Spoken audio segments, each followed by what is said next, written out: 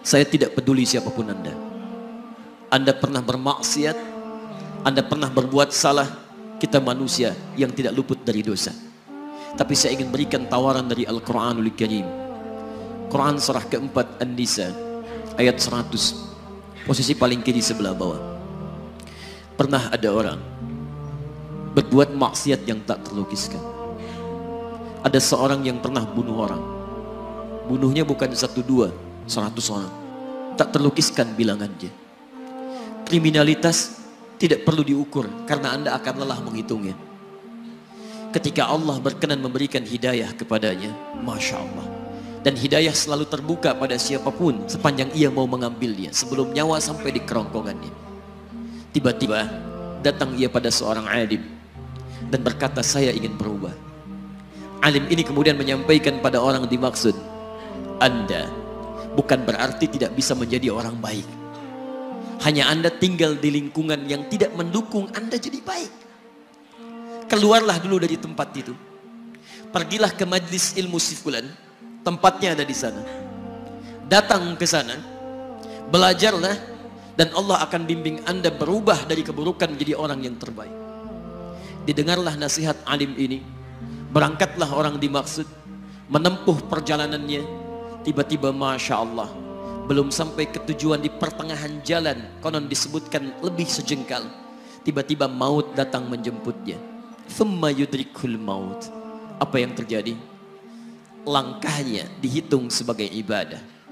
Dalam terapnya dia beristighfar, tobat kepada Allah subhanahu wa ta'ala. Taubatnya menghadirkan cinta Allah subhanahu wa ta'ala. Quran surah kedua ayat 222 di ujung ayatnya. Innallaha yuhibbut tawwabin. Allah mencintai orang-orang taubat. Dan cinta Allah menghadirkan ampunan bagi seluruh dosanya. Quran surah ketiga Ali Imran ayat 31, paling kiri sebelah atas. Qul in kuntum tuhibbunallaha fattabi'uni yuhibbukumullah. Allah cintai orang yang mau taat pada Rasulnya. Lihat, ketika Allah mencintai seorang hamba, wa yaghfir lakum dzunubakum, Allah ampuni seluruh dosa-dosanya. Derap langkahnya menghadirkan istighfar, taubatnya menghadirkan cinta Allah menghadirkan seluruh ampunan bagi dosa-dosa yang ia miliki. Maka apa yang terjadi? Di tengah perjalanan maut menjemputnya, thumma yudrikhul maut faqad waqa'a ajruhu 'ala Allah. Dan pahala diberikan kepada orang tadi.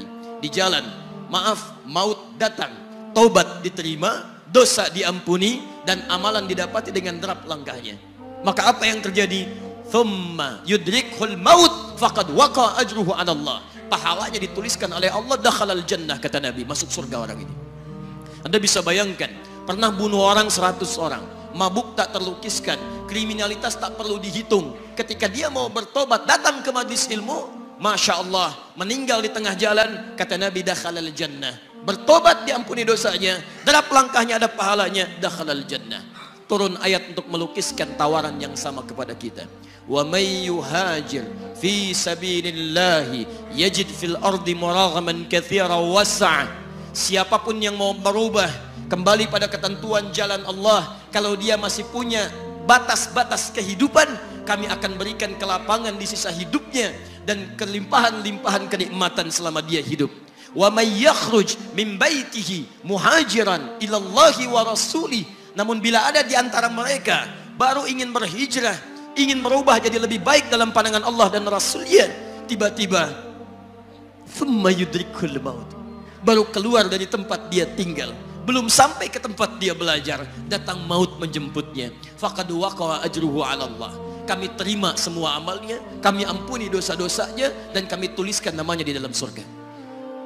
Bila 100 orang saja yang pernah dibunuh oleh orang ini, pernah bunuh 100 orang, mabuk tak terlukiskan, kriminalitas tak terhitung, mau berangkat ke majlis ilmu, tak sampai ke majlisnya, meninggal dia, bisa masuk surga. Masa Anda yang tidak pernah bunuh orang? Ada yang pernah bunuh orang di sini? Boleh angkat tangan? Ada polisi di sini, langsung saya sampaikan insyaallah. Anda gak pernah bunuh orang, Anda tidak pernah mabuk, Anda tidak pernah berbuat kriminalitas seperti orang dulu. Salah, wajar, tapi pintu tobat terbuka untuk kita semua. Masya Allah, bedanya dengan orang tadi belum sampai ke majlis ilmu, Anda sudah hadir di dalamnya, langsung di rumah Allah, diberikan tempat yang terbaik, dan kita akan belajar. Kalau dengan semua ini belum mempermudah Anda ke surga, dengan cara apa lagi Allah mesti mengantarkan Anda ke surga? Kalau dengan duduknya Anda di sini belum mau juga bertobat, dengan cara apa lagi Allah harus membimbing Anda bertobat? Kalau dengan seperti ini belum juga Anda taat kepada Rasul, dengan cara apa lagi Allah mesti meyakinkan Anda untuk taat kepada Rasulullah SAW?